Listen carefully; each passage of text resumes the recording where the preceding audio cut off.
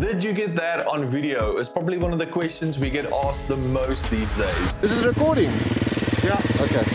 After every jump, after sketchy moments, close calls, moments just feel too good not to be captured on video. And since 2013, I've been able to say yes. And it all started with my Hero 3. Small, simple, effective, handheld or strapped to anything I can attach it to.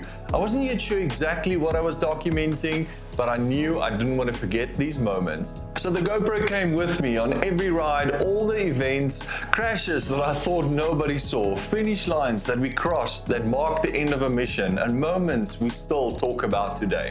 2 wheels, 4 wheels, dirt or tar, didn't matter. If there was a moment worth capturing, the GoPro was rolling. And every GoPro kept on getting better and better, and so did my skills in documenting the journey. It's like every model showed up right when it needed to, and GoPro knew we were going to take it that step further. And now we're on a new mission, the GoPro Mission 1. Not just an action camera, but a cinema-grade camera to help you capture every adventure. Low light, slow motion, fast pace, flat out action, doesn't matter, the GoPro Mission 1 is there to capture every moment and help you document the journey of a pro fun ever.